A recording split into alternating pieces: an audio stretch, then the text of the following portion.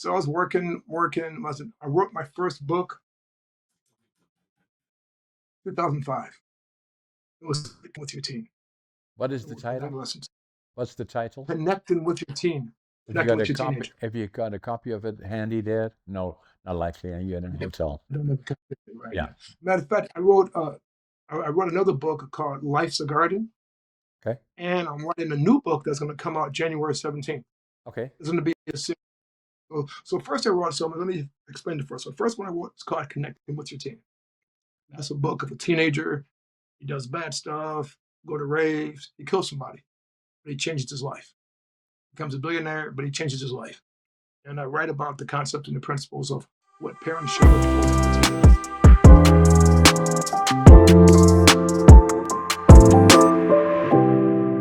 Hello, I'm John Brink, and we are podcasting on the Brink from downtown Prince George, British Columbia, Canada. And for all those people watching us from around the world and saying, okay, we know where Canada is. Okay, British Columbia on the west coast, right? Right. And we have that big city there called, what is it called again? Vancouver, right. Well, we are 500 miles north of Vancouver, or for our European friends, 800 kilometers. And Prince George, relatively speaking, smaller community, but about 85,000 people, 120,000 in the region, and lots of forest, lots of wildlife, and it is the center of British Columbia, north, south, east, and west. Big province. And so we have all around us within 50 miles, 100 lakes. And then we have friends in nature that live here: black bears, grizzly bears, caribous, deer, moose, you name it, wolves, and we have it all here and all close by. If you're sitting here, and as I drive from here to my companies here, then I'll probably pass some of them. Lots of black bears are pretty well quit for the winter, and they kind of bear down and kind of get up again in the spring, but lots of animals. So today we got a very, very interesting guest. His name is Dr. John Oda, and he is a very interesting individual, an expert in personal development, mental health, and business growth. He assists clients overcoming the behavior and internal and external obstacles that impede their sales and business growth. He has been a guest on Oprah and Friends. He has done lots of keynote presentations. He is obviously been very, very active in a whole lot of different areas, being ultimate business growth strategist. Dr. John, welcome to the show. Homework, congratulations. Appreciate that. And it's a really it is a beautiful welcome. So I appreciate it from the bottom of my heart. So thank you so much. Thank you. And obviously, we delight to have you on this show. And you are our podcast number 357, actually. And so where I'm the host, and then I'm guesting at about 150 or so. And we'll talk about, the podcasting and social media in particular as it applies to the rest of the world. It's only on its beginning, and it's it's the new media, not so much the newspapers, that's old news or other news. This is the new media in the future. So, Dr. I John, agree. where are you from originally? I know you spent time in California, Okay. but you're from Indiana. Tell us a little bit about your background. Yeah. You grew up there, and then take us to Sure. where we are today. I'll go with the whole 9 yards. So I'm from Indiana, born and raised in a little city called Michigan City, Indiana. It's about 45 miles west of Chicago. So I grew up in a family of 10, biological. I'm 8 of 10. Okay. So I'm baby boy. Are Funny, I you never mentioned I the was a fourth baby one, or boy. the what? Which one are you? The fourth one, or I'm the number 8. number I'm eight? number 8. She said, "Yeah, Yeah. okay. How many boys? So How many I'm a baby girls? boy. I'm a baby boy. I have 6 sisters and 3 brothers. Okay, good. Made And an and interesting apparently family. Parents, parents were married for 67 years Wow. before mom and dad passed away about a decade ago. Okay. So when I was growing up, I went to all private school. So we're the first black family in all Catholic school back in the state of Indiana. And growing up back in Indiana, I had a severe stuttering problem. Couldn't say my name, I couldn't speak, and it was terrible. To be truly honest with you, I remember my first grade. I was in first grade, and the nun said that she wanted to meet my mom. And of course, everybody went to the same mean nun and Sister Oliphant, as a matter of fact. And what took place was, my mom met her. My mom was a midnight nurse, so she met her 4 or 5 days later, and I was in the room playing little toys. I remember like it was yesterday, playing little toys. And then what happened is, she started talking, and I looked at her. I said, "Excuse me, do I need to leave?" Because back when I was growing up, you know, grown folks, kids don't be around grown folks. We leave. That's Yeah. how we were pretty much brought up. So what took place that didn't take place. She says, "No, you can stay." So she says, "John's a good kid. He's very likable." I'm like, "Okay, she's right." But then she said something that totally changed my life. It was like being struck by lightning. She says, "John would never graduate 8th grade. He's retarded. You should go to a special school." And this is back probably 1970 or something like that. And my mom, imagine a black woman, big old afro, back in the 70s, black power. Mom said it, if John leave, they all leave. We had people in the high school, well, I was in the grade school. He said, "Mrs. Oda, calm down, calm down. John can stay. If John stay, you need to go to speech therapy. You need to do extra things to stay in the school." No big deal. I said, "Yes, I won." And then mom said, "Son, your father stuttered, your grandfather stuttered, and they overcame it. And so will you." Those are words that I held on to because when you're growing up, man, nobody is stuttering. How old Everyone were is you? speaking normal. How old were you then, John? First grade, First grade. 6, 7 years old. first grade, Yeah. 6, 7 years old. I was in first grade. Right. I mean, you know, I remember when I started stuttering, to be honest with you, it was like in kindergarten. Teacher said something, I was doing something, and I swear, man, it just literally changed my whole life up. And then just nothing came out right. Couldn't even speak or say my name. So I met this guy named Mr. Anderson, nicest guy in the world. He said it, "John, when you say anybody," he's a speech pathologist. He says, "When you meet somebody, say, 'Hi, my name is John, I stutter.'" And I said, "I don't want to say that," because I was embarrassed. I literally thought God cursed me. I thought I was cursed. I said it. No one in my family stuttered. My brother stuttered a little bit, but not stuttered as bad as I did. None of my friends stuttered. But you didn't tell me, my name is John. I stuttered. Why would I say that? People don't say, "Hi, my name is, John, I have cancer or I have diabetes." Yeah. You know, so what took place? And then he says, when you want to say a name and you're going to stutter, and you'll say, if it's a pop, say pop, pop. I said, man, if I do that, I would be retarded. So of course, I went through speech therapy and 2, 3 times a week and did X, Y, and Z, did what all I had to do. Supposed to go into second grade. They flunked me. I was back in first grade. They never told me why. I was back in first grade again. So imagine a kid who, who thought that I was doing the great thing. And none told me you never graduate 8th grade. Luckily, I had strong, I call them knowledge and wisdom. I call them wisdom and knowledge, mom and dad. Wisdom and knowledge. Who catered to me, told me I can do things, who told me I was successful, who told me that I can be the greatest. And of course, you have to work at being that greatest. So, second grade came. I was in second grade. I was the first and second grade class. This little kid named Damien Delaney can really, I will never forget the kid name. He said, "You're older. You're stupid." You know how kids are. I mean, kids are crazy, right? So, Yeah. so kids were just teasing me, and it was interesting. Went to third grade. I had a teacher named Mrs. Cooch. She was the best teacher. She went to school with my brother. And my brother and I were 14 years apart. So she went to school with my brother. She said, "I want to graduate with your brother." And I was going to read something, and I studied a lot. She says, everybody be quiet. And I says, I can't read because I stutter. She says, we have time.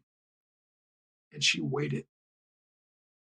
I'm like, okay, I'm not gonna get past this. So I started reading in her class. And she says, if anybody laugh, you guys are gonna get in trouble. This woman took up for me all the way through, and it was just an amazing thing. So I got through third grade, fourth grade. I remember the teacher told me that I'm not gonna be able to make it in life. And I was walking in because this gentleman's gonna have a hard time. He stuttered. He's not gonna make it in life, and he won't be successful. So I was hearing this all my life, but I was going to a private school that I saw all my friends' fathers, doctors and lawyers and business owners. So I knew that it was possible. Eighth grade year, man, I graduated. So I forgot from fifth grade to sixth grade, I had a growth spurt. I went from 5'1" to 6'5" in 3 months. And do you know how painful that was to grow that tall? Oh my, I mean, the basketball coach loved it, but oh my God, that was growing pain. Eighth grade year, man, I graduated. 12th and none, I graduated. Would never graduate high school. You got this woman so freaking mean to me. Sophomore year, she died. Would have been bittersweet, but she died. Yeah. Senior year, guys, guess what I did? I graduated. Woohoo! I was done. I didn't know what I wanted to be. I wanted to be first medical doctor. But now and again, now remember this, I still had a stuttering problem. Around my friends, I could speak. Anybody else can talk at all. It was it was like I was in my mind when I was growing up, I felt like I was still cursed because it's terrible. Um, so after my senior year, I went to college, and med school didn't work because I didn't like blood or puke, so that didn't really do well. So I just went for general, and when I graduated, I got my business degree, and I had a job um, doing business real estate development. At the time, we had this one guy named Donald Trump. There was How, Trump towers how, everywhere. how old were you then, John? 22, 23. Yeah, okay. Right? Okay. Graduated college, and we Okay. had Trump towers Yeah. everywhere. Okay. Right? And my outcome was to have my name everywhere. Oda, Oda, Oda, Oda, Oda. Right. So I got a job, being a developer. I remember I had one of my friends' sister mentioned that she wanted to kill herself. And being 22 and didn't know nothing about mental health. We looked at her and said, "Yeah, yeah, right." 2 weeks later, man, we found her body. She killed herself. Changed my life. So I just didn't take a job that was making 38, 40,000 back in 1987. Pretty good, I took man. a job making five, and I took a job to pay $5 per mental health, working midnight, and that literally changed my whole entire life. I started doing mental health midnight shifts, started figuring out what's going on. They had a day shift open. I grabbed the day shift, working with adolescents, parents, and teens. That was my specialty. First group I gave, the kids told me, "Go back to midnights. You're terrible. You never do great." I'm challenging. That's not going to stop me. Yeah. I worked my butt off, did what I had to get done, succeeded in mental health field. Most counselors do like 1 to 2 groups per week. I was doing 5 groups a day. I wanted immersion. I wanted to work my butt off, work, and get to where I needed to be at. Then about in '96, I went back to school. I got my MBA and my PhD at the same time. How old were And you? then when I graduated, huh? How old were you then? I was in my 30s. Yeah. Okay. And I worked for about 10 years. I worked for 12 years in the field, mental health field, and I got a combination of both. And then everything changed. So then you had your MBA and your PhD. So then you're Dr. John Oda. Exactly, and then everything changed. Now, Okay. when I was John Oda, man, I could say a lot of different things. but I had to watch what I said. So what happened was when I was about, I forgot, 27, 28, I went to see a guy named Tony Robbins, and he changed my life. Totally changed my life. Imagine a kid that was shy, not to himself. This Dr. John Loda, I literally created him. So, just for a guest watching us from around the world, most people in North America know Tony Robbins. He's a keynote presenter, extremely successful, changes people's life. He charges a lot of money for 5 days, maybe up to $15,000 US for a session. But a lot of people that leave there, he changed their life. So he's obviously very well liked as a keynote presenter, but especially in regards to his presentations that he does that are anywhere from 3 to 5 days in different areas around the globe, actually, but primarily North America, I believe. And so that's Tony Robbins. For those people watching us, all So, you have to do is Google him or yeah, right. So let me explain to that. So yeah, I'm gonna give you guys a visual. Give you a yeah, visual. Imagine I'm 27 when I first saw Tony Robbins, right? right, And at the time I was making $7, $8 an hour. yeah, And they had a thing called UPW, and it was $695. yeah. Now, I was not making $695 in 2 weeks. I went, and I'm gonna tell you guys, it totally changed my life. I worked 5 days on me. I changed. He got me up on stage. He showed me a breathing technique to stop my stutter, at least about 90%. Everyone stutter, sometimes. Tell myself the reason why I stutter because I'm a genius. I have so much stuff coming through. And I went through literally all his programs. I went through UPW, Dig with Destiny, Mastery, literally everything, every aspect. Yeah, it costs a lot of money. I probably spent maybe in the 90s, 50, $100,000 for seminars and workshops. But it was worth every penny. It got me to where I'm at today. And I worked with his head trainer, Joseph McClendon III, or was promoting him and his seminars and his workshops. So I've been in the Tony Robbins family since 91, 92. So I mean, so I got all my certifications and NLP and everything because I wanted to be the best. But being the best, you have to work at it. No one's going to give you anything in life. No, you have to demand it. You have to work your butt off and take it. And but not take it in a bad way, but just take it in a way that you can actually succeed in life. So when I got my PhD, I was still this fun-loving, wild guy, and I found out I got to watch what I say. 'Cause what you say now matters, right? So I was working. I wrote my first book, 2005. It was Connecting with Your Team. What is It the was with title? adolescents. What's the title? Connecting with your team. Have you Connecting got with a your copy? teenager. Have you got a copy of it handy there? No, not likely. You're in a hotel. I don't know the right Yeah. now. Matter of fact, I wrote another book called Life's a Garden, Okay. and I'm writing a new book that's going to come out January 17th. Okay. It's going to be a series. So first I wrote something. Let me explain it first. So first one I wrote is called Connecting with Your Team. That's a book of a teenager. He does bad stuff, go to raves, he kills somebody, but he changes his life. Becomes a billionaire, but he changes his life. And I write about the concept and the principles of what parents should look for in their teenagers. All right. Right. My second book I wrote was back in 2016 called Life's a Garden. This is after my dad died. My dad died in 2014 at 91. Is that a biography then? In a No, it's sense, just a in a personal sense. story. So let me tell you what it is. I grew up on a mini farm back in Indiana. Okay. We were smack middle of the city. It was about an acre. Right. And I wrote about my father and his garden. Also, my mother was a preacher kid.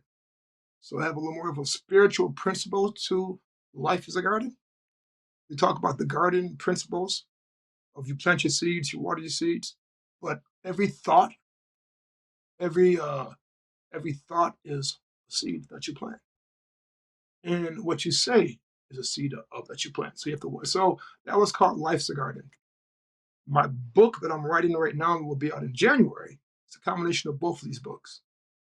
So I took the guy from my Connecting with Your Teen book, and he grew up. Now so the new book is called Life is a Garden Presents Unlimited Business Growth: How to Transform Your Business and How to Overcome Mental Barriers. Right. So that is a book, but the book's cool. So it comes from Alan Private from my very first book for a teenager. And now he's a billionaire. And he goes 30 years in the future. So it's a fiction, nonfiction. He loses all his money. And he becomes homeless. Then he comes back and shows people how to make money. So it's 18 chapters. So I focus on, in mental health, we have the DSM-4. When I was working out, it was DSM-5. I came up with a system called BSSM: business, mindset, and faith. So, where's the business that you're in, lifestyle of your business. We talk about faith, talk about a lot of different stuff in the business to get your confidence up there. We talk about the symptoms of a business. What are the symptoms? Symptoms is leadership. Could be culture of the business. Could be team. Could be mental health in the workplace. Systemize. Systemize only 3 areas. We systemize time management, sales, and marketing. And the last one is monetize. How do I make money? Focus on 6 of the easiest ways of making money. And we focus on 8 case studies of clients that I had that I've used all these principles with, who did a great job, who didn't do a great job, but it's a case study. So, so I wrote down each quadrant of what they should have done and what they didn't do, and X, Y, and Z, so people can actually learn. So that book would, but then when that book come out, you can do the paperback for like $9.97. You can do the hard copy for $27. With the hard copy, you get $10,000 of online courses and like business coaching. Was it goal setting? We have leadership. We have intelligence. We have different types of speakers I know and love who's working with me to actually come up with that process as well. So I'm pretty jazzed about that. So that's the focus for the next. The book's done already. We just have to do the back end part of it, get everything moving and everything rocking and rolling. So yeah, so I've been in the mental health world for it's 37 years now. I've been in the business world for 29 years. Worked with guys like Tony Robbins and Chet Holmes and Jay Abraham. Matter of fact, I even put those guys inside, but I give them credit because their strategies are bulletproof, So I'm not gonna, but I just tweak them and change them to my style, So working with that environment for 10 years, you become the best of what you do. And you're right, mental health is really huge. So I put mental health and business together because no one's really actually talking about that. I like it. Yeah, yeah, yeah. So it's a story. So I'm making my Alan Private guy. Matter of fact, I even wrote an outline of a new book that's coming out in June. The same guy named Alan Private, but what he went through mentally, going Right. from high up here to down there. I couldn't do it in this book because it would have just took away the concept of what I was trying to do for this book, right? But I'm on outcome. I want to show people that all business coaches are not the same. Right. I believe that people who are in ultimate business growth strategists were the 1%ers who can do clinical psychology as well as business coaching. So I can work with your little 3-year-old and your 40-year-old and actually create the same results. And I think that's one of some of the biggest differences. And this book, I wanted to show how myself and my team are completely different from everybody else out there. Because if you don't work on the mindset, on the mental health part of it, and I tell people, if you have an issue back when you're 15 and you're 40 right now, and you didn't deal with it, the issue doesn't go away. It just changes form. It's almost like when you have diabetes. You have a diabetes and you don't deal with it. Either you're going to go blind or some limbs are going to come off. Why? Because you have to deal with it. It's mental health, you have to deal with it the exact same way. But I put Right. it in a story form. Put it in a story form so people can understand it. Right. So people can understand what Alan Private went through when he was a kid. Now he's an adult. He didn't deal with the stuff when he was a kid.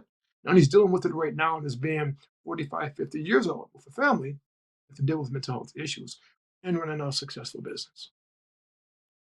I like it. So let me give you a bit of background on me, so then see where we maybe match each other in a way. I'm a bit older than you are. I'm just turned 84 2 weeks ago on November the You look 1st. great. Oh, thank Congratulations. you. I call it 84 years young. And so then, I call myself 60 years young. And I don't, no, the only thing old I like is money, to be yeah. truly honest with you. So I was born in Holland, and in northeastern part of Holland, close to the German border, in 1940. And so November the 1st, 1940, my mom and dad were married and loved each other. In 1938, they got married and fairly quickly had a boy and a girl. And then my mom was pregnant with me. And then what happened is Adolf Hitler decided to invade first Eastern Europe, invading Poland, and then the danger was there he would invade the rest of Europe. And so my dad was drafted into the Dutch army in April of 1940. For 5 years, they would not know if he was dead or alive, because the last time they saw him was in the bombing of Rotterdam, when thousands and thousands of people died. And so they didn't know if he was dead or alive. Then my mom, for the rest of the war, from 1940 to 1945, was alone trying to survive with 3 kids. I was the youngest. And then my brother, 2 years older, my sister, 1 year older than me. And so it was rough and tough. And everybody around them had the same issues. But I still remember from the time I was 3.5 years old, obviously, which we know that the Allied forces invaded then or moved into Europe and landed in Normandy in the summer of 1944, and then pushed their way up into Europe. And the Dutch army pushed through France, Belgium, into Holland, and pushed the German army out through the north and northeastern Holland, where we lived. And at the same time, they were bombing. And I still remember, as 3.5, 4 years old, hundreds of bombers in the air, hundreds of them that were bombing the German factories that were building equipment for the war, and especially in northwestern part of Germany, close to where we lived. And my mom would take us outside at nights, not because they want to watch the planes, but in the distance, she felt safer outside than inside. And in the distance, we could see the cities burning, and the sky would be red, and the sound of all these planes. So that always stayed with me. Still today, I can still hear that. The next thing that I remember is the hunger. They cut off all the food supply in 1944. And so we as kids would go, every morning we would go with gunny sacks into the railroad yards, pick up anything edible and burnable. And so the reason that we did as kids, because they wouldn't shoot us, but they would boot us one in the back, and then we come back the following day. The other part that I remember is the winter of 1944, 1945 in Holland. It was the coldest winter on record. And I remember the immense cold. I can still feel that. I can still feel the hunger even today. And then the cold of that winter. And we had one little place in our house that we kept warm, so it was hot by the stove, and we froze from the back, and all of that I remember.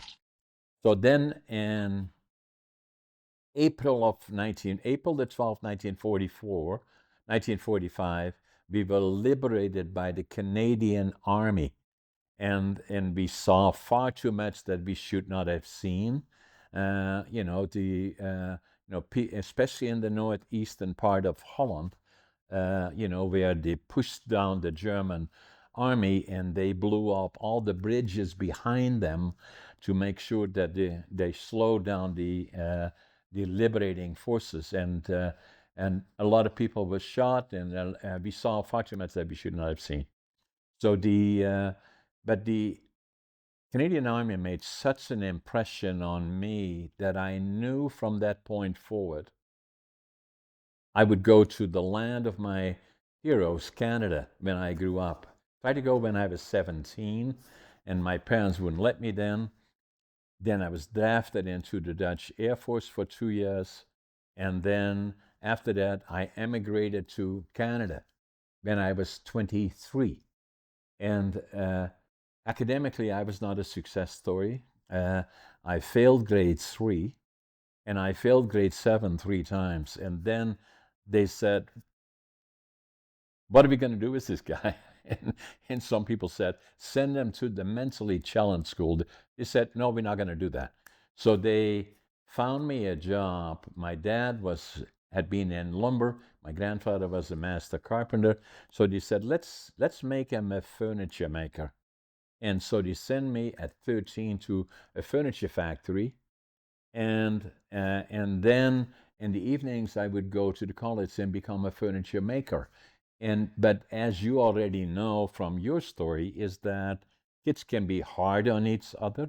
And so all the friends that I had that went on to college and university, I became a laborer. I'm proud of that today, but then I was kind of looked down on. And then the other part that I wanted to do, I always knew inside that I was just as smart as the others. But I didn't know why was I different. And so then after I then decided to go to Canada, I wanted to start with nothing. And I took a suitcase, 3 books, 2 sets of clothes, very little money. And then what I wanted to do is, so my dream was to go to Canada. Then I wanted to go to western part of Canada, in particular, because that's where all the forest is in British Columbia. I wanted to build a lumber mill. And so, and then when I landed in Montreal by plane, I took the train across Canada, 4 days, 5 nights. Oh my God, that's a long way. And then landed in Vancouver, went to the immigration department. I couldn't speak English, didn't know soul, didn't have much money. And fortunately, there was a German fellow, and I told him what I wanted to do. I could speak some German. I wanted to build a lumber mill. So he said, go to Prince George. That's happened 60 years ago. And then 60 years ago, I took the Greyhound to Prince George. I can still see that it stopped here a couple of blocks away from here. And came off the bus, and I had my suitcase, 3 books, 2 sets of clothes, and I counted my money at least 3 times. I had $25.47. But what I had lots of attitude that even then, through all the ups and downs, I always believed tomorrow, if today is tough, tomorrow will be a better day. And I always remained that way. But no matter what I did, passion, I always gave it 125%, no matter what I did. And then work ethic, I work harder than anybody. Even today, at 84, I still get up at 5:30 in the morning. I always make my bed, and I'm always in a hurry. I always think I'm late. And so that's what I do today. And so then a couple of things happened to me that changed my life. That I was successful fairly quickly, became a cleanup man, lumber pilot, and within a year and a half, I was the superintendent of a big mill here. That didn't go fast enough. Within 2.5 years, I got an ability to buy 1/3 or get 1/3 if I managed the company, little lumber company. And so that was after 2.5 years, and but the location was in the Yukon Territory, Watson Lake, Yukon Territory, right next to Alaska. Now, for a guy coming from Holland, with moderate climate, we say the difference between winter and summer is that in the wintertime the rain is colder, but in the Yukon I saw 62 below zero, and I was there for 5 years. Then started all over again, went back here to Prince George, and then within 10 years, I built a company, a forest company, Brink Forest Products Ltd., and that's now 50 years ago, and was already fairly successful and became added more different companies, but still, I didn't feel good of who I was. I still didn't know until one day I walked into a store here and I picked up a book, and I have the book here actually. I picked it up in January of 1997, and I was already here for 32 years. I still didn't know why was I different than anybody else. And the book's title is Driven to Distraction, written by Dr. Hollywell, medical doctor. And the book was about ADHD. And I said, oh my God, that's me. And so, and I went through the book. This is the actual book. And I wrote in the book, January 1997, in Dutch, because I was ashamed of it. Now I finally know who I am. And that changed my life, ADHD. And so initially I thought it was obviously a lot of stigma attached. It implied that it was a mental disorder of some sort. But the more I found out about it, the more I felt about it, the more I believed the superpower. And Superpower, so yeah. it changed my world. And so I was already then nearly 57 years old. It took me 5 years before I went to my doc that delivered our two daughters, and then was a personal friend. And he said, hey, John, why are you here? I said, I think I got ADHD. And so we checked it out. Yes, I do. And so that changed my life. But then already I was 62 years old. And I started then to think about, a lot of people said to me, why don't you write books? Or a book. And as you well know, writing books is not easy. And so I I I stopped. I started. I stopped. I started. I stopped. I start. So till about 6 or 7 years ago, and I'm 84 now. When I was already in my mid 70s, if I don't do it now, it will never happen. So I wrote my first book. I lived it for 80 years. Thought about it for 20. It took me 2 years to write it, against all odds. And that's about not how successful John is, but through all the ups and downs along the way. And my book's quite successful, actually. I'm a storyteller. That's who I am. And so that's what this book is all about. I'll send you a copy of this. And then the other part that I did is that I now explained where I had the challenges. I was not only ADHD, but I also had dyslexia. So I'm a very good writer, but not a good reader. And so now what you may find interesting in our guest watching us, again, looking at this book that now I bought in January 1997 that changed my life. Dr. Hallowell wrote this book in 1993. And he's a professor, he's a doctorate in, recognized as one authority on ADHD. He ADHD and dyslexia. I had him on my podcast about 6 months ago. You are my podcast 357 on the brink. His is 203.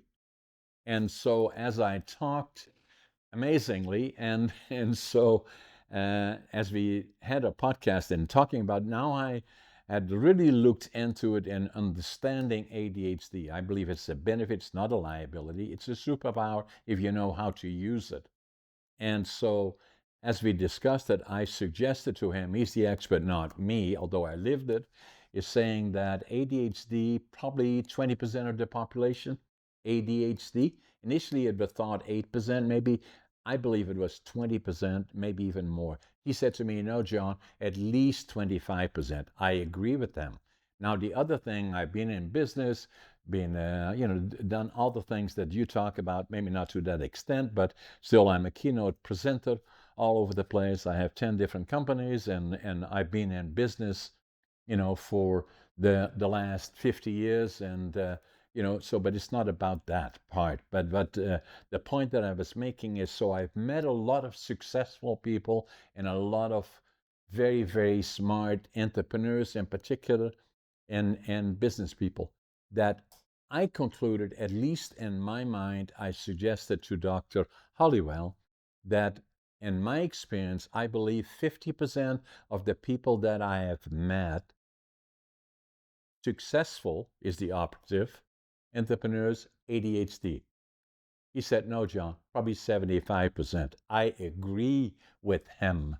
So that virtually changed my life. The other part that happened to me, and the reason that I tell you this, because I heard your story and it has similarities to mine in a number of areas, is that even then I was not, that was before I found that I was ADHD, but I was not a good speaker or a communicator, that I lacked the self-confidence.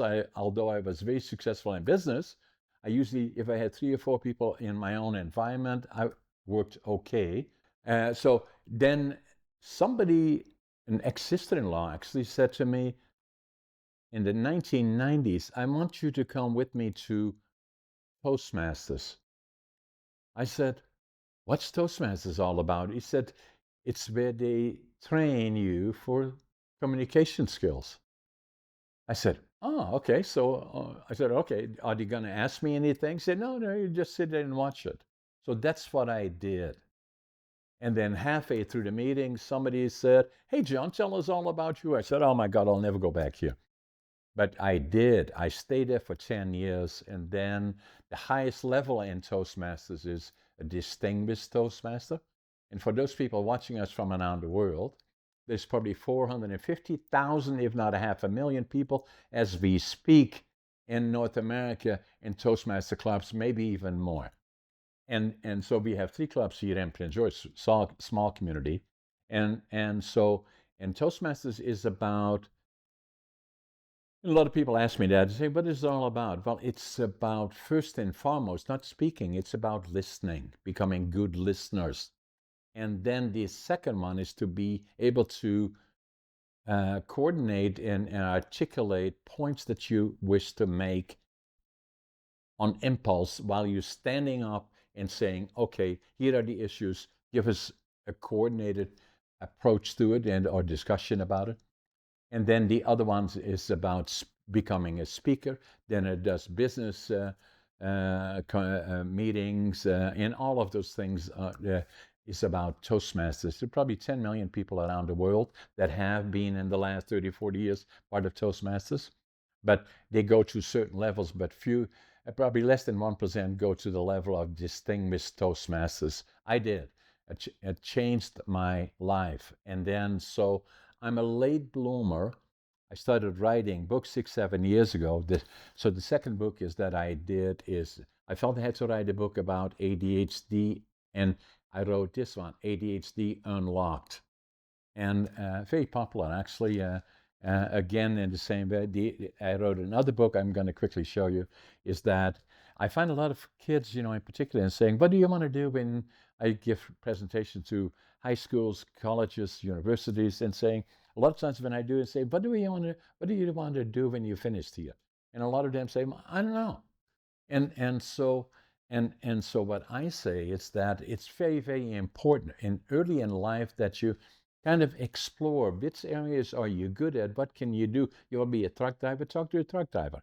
and see what is involved. You want to be building houses, talk to a contractor, and they love to talk to you about it. If you say, I'm thinking about this, you want to be a lawyer, talk to lawyers. You want to be a doc or whatever, or for that matter, an entrepreneur. So I felt I had to write a book about it, and finding, because the other one, the reason that I do the book is that I heard it on a US television station. I'd forgotten which one. 75% of the people that work in the United States, I believe Canada is the same, don't like the jobs. And 70% of that 75% are looking for another job. So I felt I had to write a book about it. Finding your passion, living the dream. And then saying, okay, John, how about you? Are you living the dream? This John. And I said, well, I've been working since I was 13. I'm 84 now, so I've been working for 81 years, 71 years. I love every day that I do. And then the last one that I wrote now, and I have another one coming up, but I want to show you this one because it's very important in my life, is that living young, dying old. That's a picture of me. I'm the oldest competitive bodybuilder in North America. But what is Congratulations. important to me is fitness, mental, physical, and then staying in shape. And then I took this further than that, is that I like to have a challenge really. And so when I started to go to the gym, I had a shock in life where I nearly died when I was in 2008. I had a case of diverticulitis that breached, and so that is your colon, and then the toxins go into your body, and you have a limited amount of time to do something about it, otherwise it may kill you. And so after I did that, I became more coherent, or more aware of diet. And so my wife is a vegetarian, and I didn't listen as well as I should and could have then.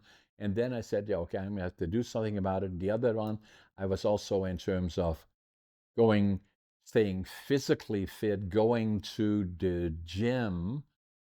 I was just like everybody else. At the end of the year, you're going to do this, that, and then you're going to buy a membership to the gym. And then you can find, after 2 weeks, you can find 100 reasons as why you're too busy to go to the gym. But then I knew I had to do this, and started then hiring a trainer that gives me an appointment. My life, as yours are, is all appointments. And once I have an appointment, I always make sure I meet that appointment. So after doing that for about 6 years, somebody came up to us and said, hey, John, have you ever thought about competing? I said, me? Yeah. And so then I said, why not? And so that's what I did. Competed here, bodybuilding and physique. Came in second in bodybuilding, third in physique. Then in Northern BC, did the same provincially. That qualified me for the nationals and the Arnolds. And so then COVID came, and so now I'm doing it again. Want to go to the Arnolds when I'm 85, and I'm the oldest competitive bodybuilder in North Congratulations. America, and that's how I look today. And so Congratulations, man. the I point that I go to the I'm gym. making is this one, is that that's what I like about your presentation. So because I said, although I had PTSD from the from the Second World War, stayed always with me. I was at 50. I got counseling for the inner child, the fear of losing that parent. The only one that we had always stayed with me until I had counseling, and then the although I had the underlying knowledge of the business that I'm in, the lumber business, but I did not have the self-confidence. But because of circumstances, by coincidence, finding the book about ADHD, not only finding it and understanding it, but then believing it, as I do today, and I speak about it, not a lot, but I usually include it in presentations that I do. It became a superpower for me, and I believe I have an obligation to share it with as many people as I can. And then, the other one, obviously, which I already said, is that I did not have the self-confidence, but I'm a good presenter, and I've done that and being an in-demand keynote speaker. I do that obviously in the media, and I do it in my books. The next book that I'm writing actually comes out in June. It's about communication skills that I've learned and are critical, in my opinion, for good leadership. It's always amazing to me, as I'm sure it is on you, and Tony Roberts. I admire him as you do, and many of the others. That I'm a very good presenter, not a good reader, but a very good presenter. But I have an amazing memory, even at 84, and I'm very good at numbers. And so all of that combined, and then staying the course, and we'll probably talk about that a bit more about, what makes you successful in business and what are the key underlying elements, to build a team around you, and then all of those things. But then, kind of looking back, John, is that I believe all those elements in combination, as it did for you, where you remember the teacher in the second class, you remember where you were introduced as you were dumb and stupid and you will never amount to anything other than being whatever. And so all of those elements stayed with you and became the foundation Oh, and makes let's you who let, you are today. let me interject.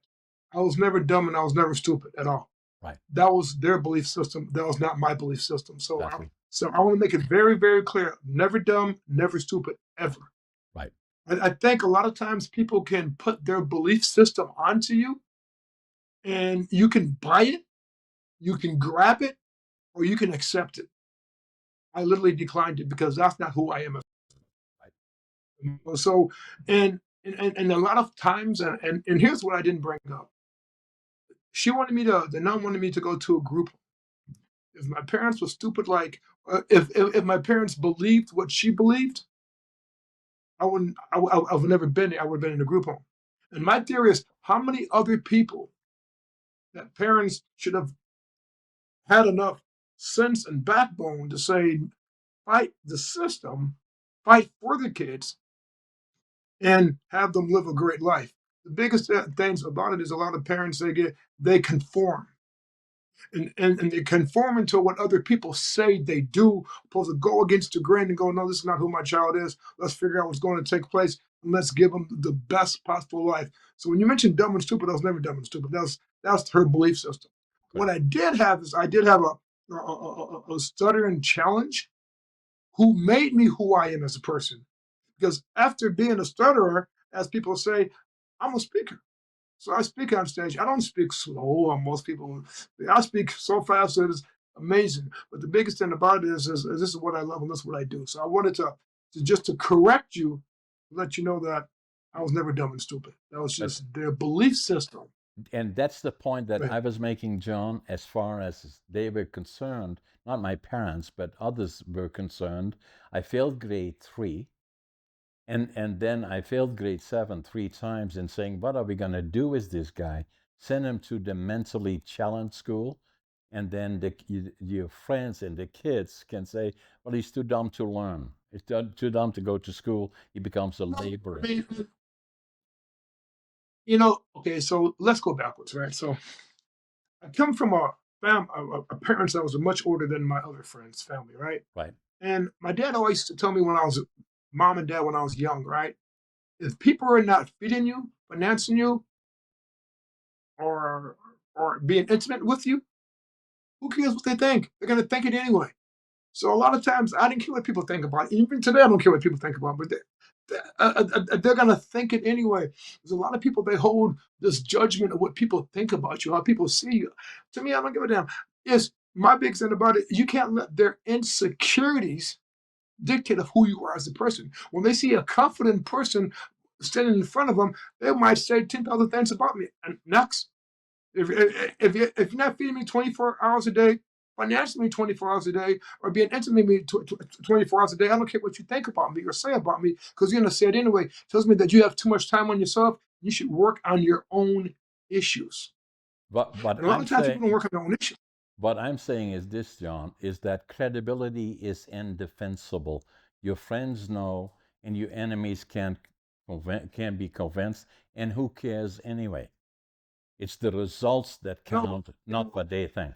Yeah. so I got a theory, right? I think 33% of the people's gonna love you no matter what. Right. 33 is gonna hate you. You can give them $1,000,000, they'll hate you. Yeah. And 34, we will be playing the double dutch. They hate you one day, they love you. They hate you, they love you. Yeah. I'm focused on that 33%, and that's it. I don't care about the rest of the No. is of that pie because they're not gonna make me any difference at all. They're gonna be the naysayers, and they're gonna talk anyway. I'm with you. Let them talk. I agree with you 100%. That's how I feel about it. I Especially at mean, 84. and I Who felt cares, right? I felt like that my whole life.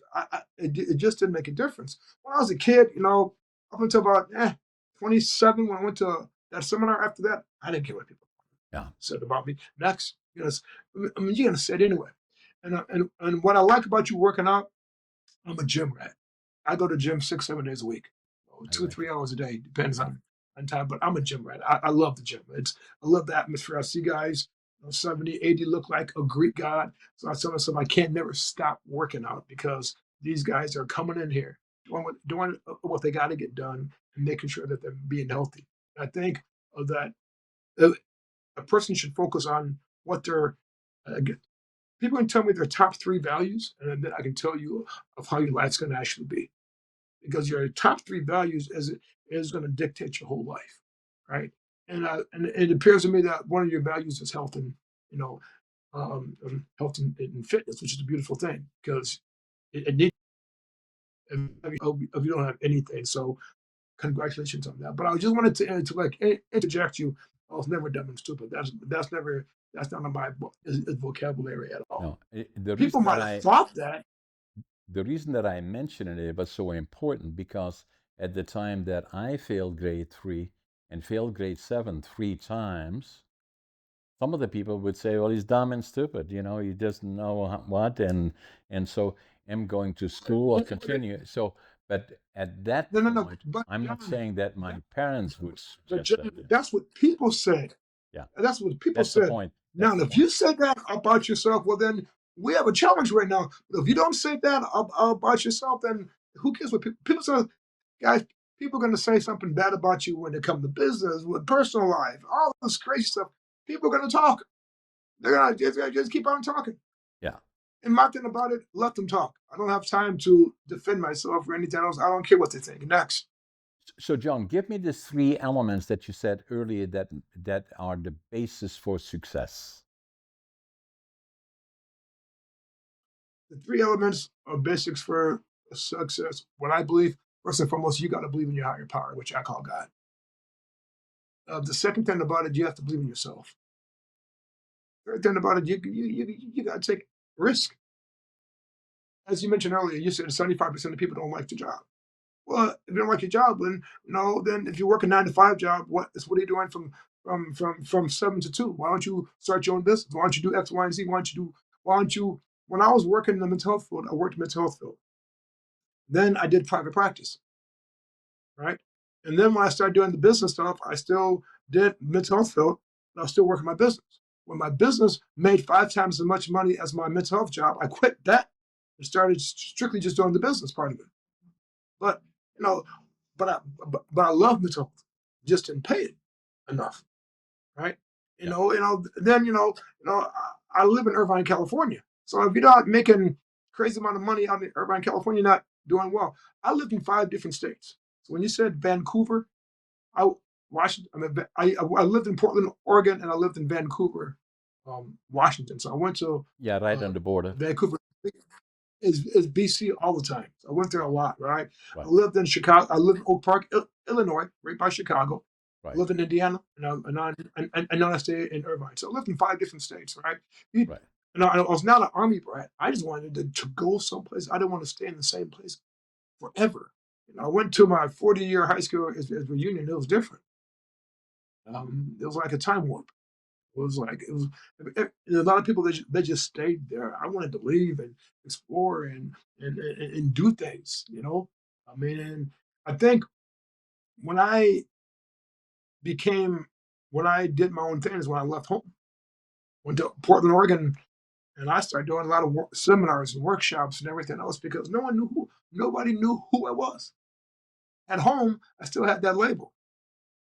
So, but it's just my biggest thing about it is for a business owner, man, you have to do what you do best. But my biggest thing about it, and I always believe this: you got to have a higher power. Something, whatever you call it, so be it. Yeah. But I call it God. But you also have to. But even that God, you only my belief is just about this one. You got to activate the God that's in you, Right. not the God that's above, because now it's a separation. But I'm not going to get inside that part of it. Then focus on you. You got to start focusing on loving yourself. There's a lot of people in business who don't have the self-esteem, don't have the confidence, don't have a lot of different things. We have to work on those things. So we say And then mindset is critical. mindset's everything. Yeah, I agree. Mindset is everything. Mindset's 80% of it. You have to have the mechanics to know what to do, but mindset's everything.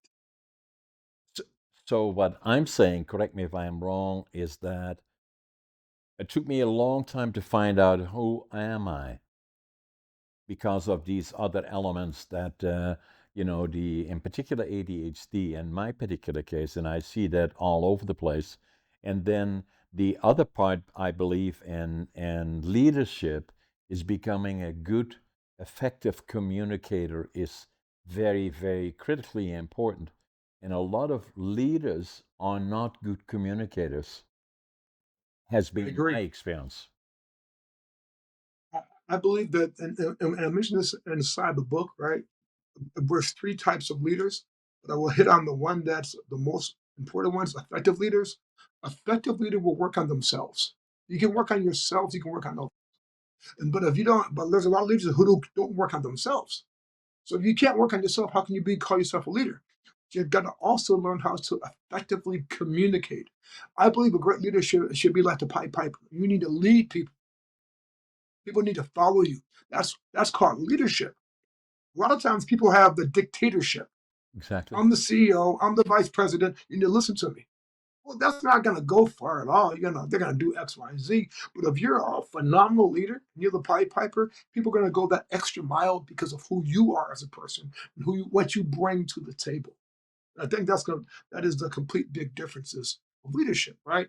But in the book, we hit on the three types of leadership that people have and give examples and stories of how you can actually overcome those things and become that effective leader, just like you mentioned. No, you're right. There's a lot of leaderships that's a dictatorship. I'm the CEO. I'm the C level. You listen to me. Shouldn't be a title, to be truly honest with you. So That should be because of who you are. So, if we're looking at success, and a lot of people say, I want to go in business, how do you find success? And then we can probably have a whole discussion about that for another hour. But in principle, what I'm saying is that if you work hard, you do the right things, and you understand what you're doing, success will find you.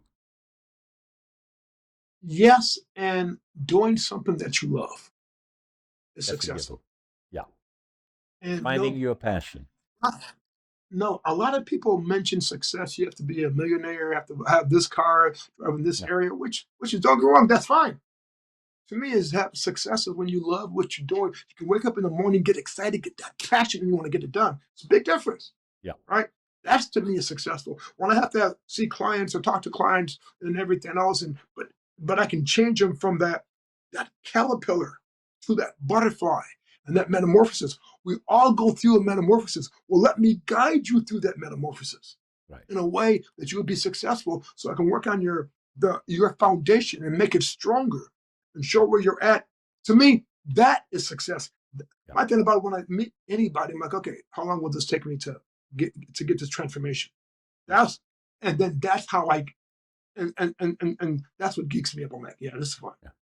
Because I know that I told everybody, so when you work with me, the next 3 months, you will never be of you be a different. You work with me is for a year, your whole life would completely change. You work with me with your business and your personal. When we do business coaching, we do mindset as well. We have to do Right. both.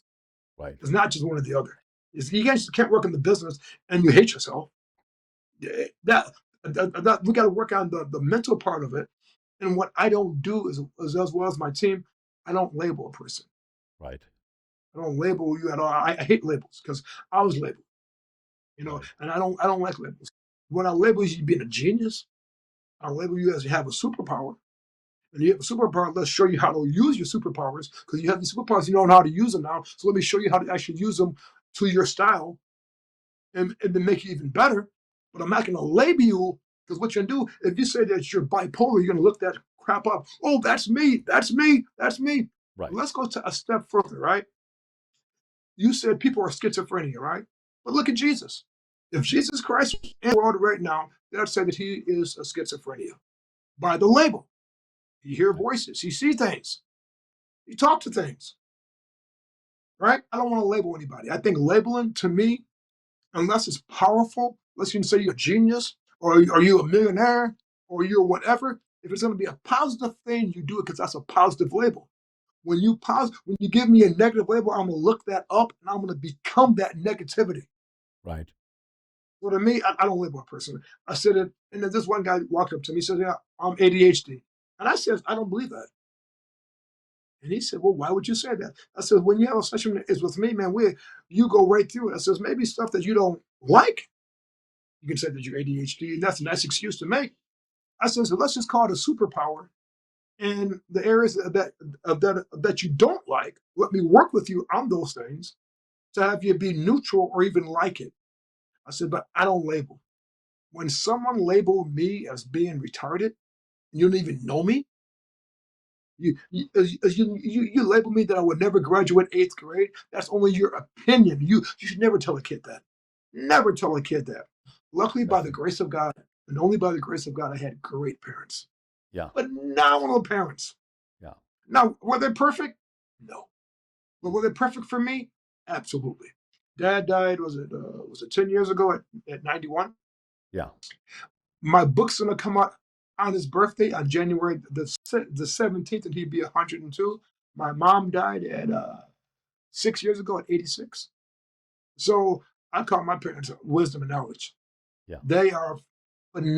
I told my dad right when I was a kid, even when I was a adult, I said if I could be 10% of the man that you were, I'd be a damn good man. Yeah. You raised 10 kids, private schools, college grads. Was it four doctors inside the family? Yeah. I mean, by your leadership, by you and Mama leadership, Mama went back to school at 50 to become a nurse when she was a nurse's aide. So when you see this as a kid, you know it's possible. Exactly. My dad only had a third grade education, but he was the smartest man that I knew. Exactly. Street smart. This man was, but he had a standard. But what's the difference is our mission when we're growing up, we're all going to college. So I'd see my sisters going to college. I said, man, and here's my crazy, man, if those idiots can do it, I know I can do it. We come from the same family, same mom, Exactly. same dad. There's nothing different. But Exactly. it's just a strategy of what you actually going to take place and do, right? Yeah. So my biggest thing about it is I don't label. I call them superpowers. And if you have it, I'm not going to label it. Let's figure out how to work with it Exactly. and change it. Dr. John Oda, it was a pleasure. Far too short. We have to do this again at some point and touch some of the other things. There is a lot of similarities between yourself and myself, and you're an inspiration. Tell us again, where are your books? Are they available on all the book channels Oh, and very then good. what So is your, have you if got you a Google my website? name, Dr. John Oda, I got a Google account with my books on it. Okay. Have my books on it, or you can go to my website, is drjohnoda.com, Okay. or else you can also contact me, is 888-778-8774. I had to look at my damn number. Anyway, so that's what I have, guys. No, but really, what I do, I love it, guys. I've been doing mental health for almost 37 years full time. You count the overtime I worked, probably 50 years. Yeah. And I do business coaching, and I love to grow companies. It's fun. It's really fun. I love it, But John. thank you It's so much an for having me, amazing John. I do podcast. appreciate your time. Yeah, let's make sure we stay in touch, and then we'll stay in contact. Appreciate your time, man. Thank you so much. I Take care. appreciate you. Bye bye.